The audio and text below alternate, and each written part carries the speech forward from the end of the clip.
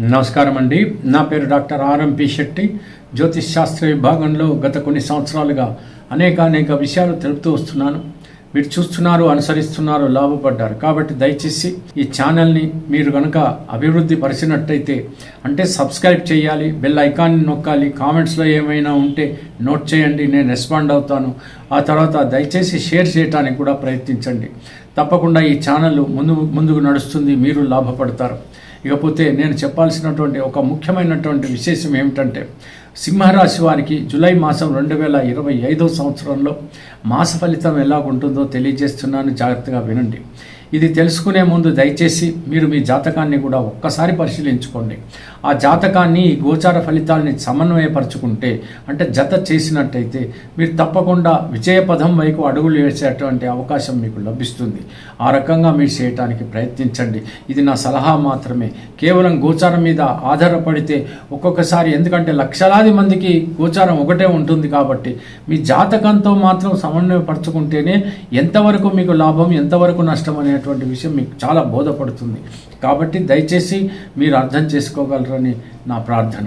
ఇకపోతే గ్రహ గమనాల విషయంలో కనుక తీసుకున్నట్టయితే మీనరాశిలో శనైశ్వరుడు అలాగే ఉంటాడు, కుంభరాశిలో రాహు కూడా అలాగే ఉంటాడు. ఆ తర్వాత ఈ యొక్క సింహరాశిలోకి వచ్చేటప్పటికి కుజుడు కానీ కేతువు కానీ ఉండడం వల్ల ఏం జరుగుతుందంటే పిశాచ యోగం ఏర్పడుతుంది. అంటే మీ రాశిలో పిశాచ యోగం ఏర్పడి ఉంది. ఈ యొక్క జూలై మాసం 28వ తేదీ వరకు కూడా ఈ పిశాచ యోగం ఉంటుంది. కాబట్టి ఇది చాలా నెగటివ్ సంబంధమైనటువంటిది, చాలా ఆపద కలిగించేటువంటిది, అవమానాల పాలయ్యేటువంటిది, చాలా ఘోరాతి ఘోరమైనటువంటిది. కాబట్టి మీరు దయచేసి చాలా జాగరూకత, చాలా కేర్ఫుల్గా ఒక్కొక్క అడుగు వేస్తూ మీరు ఈ మాసం అంతా గడపాల్సి వస్తుంది. ఒకవేళ ఏమవుతుందంటే మీ ఈగో వల్ల ఎదుటి వాళ్ళు బాగా నొచ్చుకోవచ్చు, బాధపడవచ్చు. అలాంటి పరిస్థితి ఎట్టి పరిస్థితులు రానివ్వకండి. కోపము, ఉద్రేకము, ఆవేశము, ద్వేషము ఇవన్నీ కూడా జుగుప్సాకరంగా ఉంటాయి. మీరు అవమానాల పాలయ్యేటువంటి పరిస్థితులు ఏర్పడతాయి. మిమ్మల్ని ఎవ్వరూ అంతగా అర్థం చేసుకున్నటువంటి పరిస్థితి ఉండదు. కాబట్టి ఎంత జాగ్రత్తగా ఉంటే అంత మంచిది అనేటువంటి విషయం మీరు అర్థం చేసుకోవాలి. ఇక ఆర్థిక పరంగా అని అంటారా, పర్వాలేదు. మీకు ఆర్థిక పరంగా దొరికాల్సినటువంటి డబ్బులన్నీ దొరుకుతూ ఉంటాయి. ఖర్చు అలాగే ఉంటుంది కూడా. ట్రాన్స్ఫర్స్ కూడా ఉంటాయి, ఏదైనా బదిలీలు ఉండేటువంటి అవకాశాలు ఉన్నాయి. ఉద్యోగస్తులకు కూడా కొన్నిసార్లు అవమానాలు ఉన్న, ఒకసారి పొగడ్తలు కూడా ఉంటాయి. కాబట్టి మీరు కొంచెం జాగ్రత్తగా అక్కడ కూడా ఉండాలి. వ్యాపారాల్లో మాత్రం ఎట్టి పరిస్థితులను కస్టమర్స్తో చాలా జాగ్రత్తగా ఉండాల్సిందే.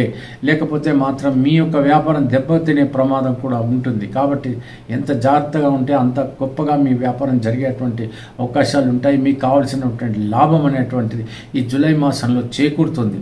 ఇంపోర్ట్స్, ఎక్స్పోర్ట్స్ కానీ, షేర్ మార్కెట్ కానీ ఇవన్నీ కూడా మామూలుగానే సాధారణంగానే ఉన్నాయి. కానీ ఆహా ఓహో అన్నట్టుగా మాత్రం ఎట్టి పరిస్థితుల్లో లేవని మీరు అర్థం చేసుకోవాలి. విదేశాలకు వెళ్ళాలి అనుకుంటున్నటువంటి వాళ్ళు సమయం అయితే బాగాలేదు, అవకాశం అర్హత ఉంటే మీరు ప్రయత్నించవచ్చు. పెళ్ళిళ్ళు కానటువంటి వాళ్ళు మీ ప్రయత్నాలు మీరు ప్రారంభించండి. తప్పకుండా కావలసినటువంటి వధువో వరుడో తప్పకుండా చిక్కుతారు. వివాహం కూడా జరిగేటువంటి అవకాశాలు మీకు కలుగుతాయి. ఇకపోతే శుభకార్యాల్లో, విందుల్లో మీరు పాల్గొనేటువంటి అవకాశాలు. దూర ప్రయాణాలు చేస్తున్నప్పుడు మాత్రం మీరు చాలా జాగ్రత్తగా ఉండాలి. లేకపోతే గాయాల పాలయ్యేటువంటి పరిస్థితులు ఉన్నాయి. ఎంచేతనంటే ఇక్కడ ఈ పిశాచ యోగం వల్ల ఈ శరీరము అనేటువంటిది ఏదైతే ఉంటుందో గాయపడకుండా ఉండాలి. తర్వాత ఏదైనా కొంతమందికి ఆపరేషన్స్ కూడా జరగవచ్చు. అలాంటి పరిస్థితి కూడా నాకు కనపడుతుంది. ఇకపోతే మరో విషయం ఏంటంటే, జీవితంలో ఎన్నో సమస్యలు అంటూ ఉంటాయి. మీకు అలాగే సహజమైనటువంటి సమస్యలన్నీ కూడా ఈ మాసంలో ఉంటాయి. మీరు అంత మాత్రం చేత ఆందోళన పడాల్సినటువంటి అవసరం లేదు. మరి ప్రొఫెషనల్ రంగంలో వాళ్ళకి పర్వాలేదు. కొంచెం మితిమీరి కనుక అధర్మ బుద్ధితో మీరు ప్రవర్తిస్తే దెబ్బతింటారు. ధనం రాకపోగా అవమానాల పాలయ్యేటువంటి అవకాశం ఉంది. రాజకీయ నాయకులకు ముఖ్యంగా చెప్తున్నది ఏమిటంటే చాలా జాగ్రత్తగా ఉండండి. లేకపోతే అవమానాల పాలు కాకపోవడమే కాకుండా మీరు పదవి గండం కూడా మీకు ఉండేటువంటి పరిస్థితి, మీకు ఆరోగ్య గండం కూడా ఉండేటువంటి పరిస్థితి, అన్ని రకాలైనటువంటి గండాలని, దోషాలని మీరు అనుభవిస్తారని మీరు అర్థం చేసుకోవాలి. తర్వాత ఇక తీర్థయాత్రలకు వెళ్ళాలి అనుకుంటున్నట్టు వాళ్ళు, లేకపోతే ఏదైనా కోర్టు కేసులు ఉన్నటువంటి వాళ్ళు దయచేసి పోస్ట్ పోన్ చేసుకోవడమే మీకు మంచిది. ఇది నేను గట్టిగా చెప్తున్నాను. దయచేసి పోస్ట్ పోన్ చేసుకోండి. కావలిస్తే 1 నెల తర్వాత మీరు అలాంటి ఆలోచనలు చేసుకోవచ్చు. ఇలా గడిచిపోతుంది. ఆందోళన పడాల్సినటువంటి అవసరం లేదు. ప్రతిరోజు కూడా హనుమాన్ చాలీసా తప్పకుండా చదవండి.